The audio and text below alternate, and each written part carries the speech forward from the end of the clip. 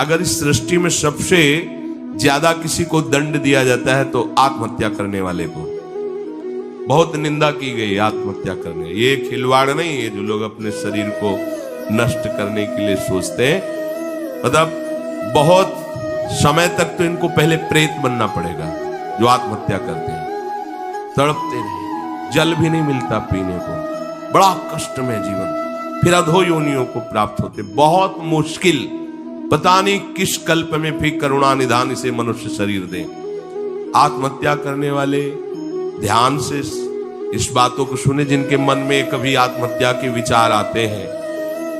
मतलब आप कल्प कल्प के लिए घोर दुख का बीज बो दिए।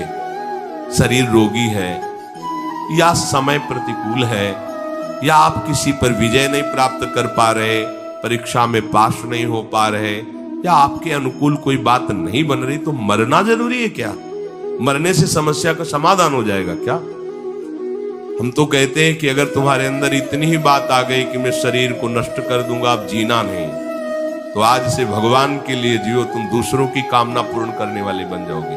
अपनी कामना, मरने की जरूरत है, मर जाओ इस बात से कि आज से मैं अपना जीवन प्रभु को दिया। जब मरने के लिए तैयार हो तो अब क्या इच्छा, अब जैसा चाहे प्रभु करे, तुम ऐसे महात्मा बन जाओगे। सतरत सतरत सा लोकांतार्यति। अगर आत्महत्या की तो आप दुर्गति को समझ लीजिए, भयानक प्रेत योनि, जहां स्वेच्छा से आप जल भी नहीं पी सकते, भले नदी किनारे रहिए, स्वेच्छा से, और भयंकर जलन, अशांति, एक जगह चैन से नहीं रह सकता। गोकर्ण जिसे अपनी स्थिति बताता है, धुंधकारी जो प्रेत योनि को प्राप्त है, भैया किसी तरह बचा लो, भयानक कष्ट में हूं। यह आत्महत्या करने से समस्त दैवी शक्तियां उससे नाराज हो जाती हैं। तुम्हें जीवन मिला है दुख से लड़ने का, ऐसे अच्छे काम करो, ऐसे भजन करो, तुम्हारा मंगल हो जाए। देखो, भोगों में यदि तुम रति करके अधर्माचरण से, पापाचरण से भोग भोगोगे तो तुम्हारा अंतिम निर्णय यही निकलेगा, ध्यान रखना। जब तुम धर्म विरुद्ध आचरण करोगे, जैसे कोई कहता है कि अभी तो छोटा बच्चा ही था, उसने कौन से पापाचरण किए, अभी तो 14-15 वर्ष का था, परीक्षा में ऐसा ऐसा। क्या भैया, एक जन्म का हिसाब नहीं चल रहा है, बहुत जन्मों का हिसाब चल रहा है। अगर उसके सुकृत काम करते तो माता पिता उसके ऐसे न मिलते कि उसको टॉर्चर करते, तभी तो ऊब गया जीवन से। अब किसको क्या कहें? हमें लगता है कि उसके दुष्कृतों के परिणाम स्वरूप ऐसा उसको वातावरण मिल जाता है कि कोई नहीं तो आत्महत्या करने का उत्साह नहीं आना चाहिए। हमें लगता है माता पिता को चाहिए कि अपने बच्चों से ऐसे मित्रता का व्यवहार करें कि उनके दुष्कृत नाश करने वाली भावना हृदय में जागृत हो, ना कि शरीर छोड़ने वाली। कोई बात नहीं, अगर इस बार फेल हो गए हो ना, हम तुम्हें और अच्छा ट्यूशन पढ़ाएंगे। पर वो संसारिक लाभ को ही लाभ जानने वाले जानते हैं, इतना पैसा लगाया बर्बाद। अब वो बेचारा छोटी सी बुद्धि का पूर्व के दुष्कृत परिणाम से प्रेरित हुआ और उसको लगता है मैं आत्महत्या।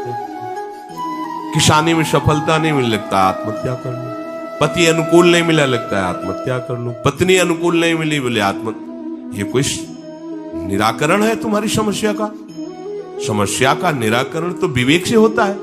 आप भगवान का आश्रय लेकर के भजन करते हुए फिर विचार कीजिए तो आपको रास्ता मिल जाएगा। पर जो रास्ता देने वाले प्रभु है, उनसे तो आप विमुख हो चुके हैं, गंदे आचरण कर रहे हैं, मन में आध्यात्मिक शक्ति नहीं रह गई, बस वही निर्णय देने लगता है कि क्या करूं, इससे तो जीना ठीक नहीं है। मरने के बाद जो दुख है वो तुम झेल नहीं पाओगे। आत्महा न तरेत सा आत्म, शास्त्र में कई जगह लिखा है वो आत्महनन गति जाए, ऐसा कई जगह लिखा है। इसलिए जहां तक शब्द हमारे श्रवणेंद्रिय में पढ़ते हो तो लड़ना सीखो समस्या से हारना मत सीखो।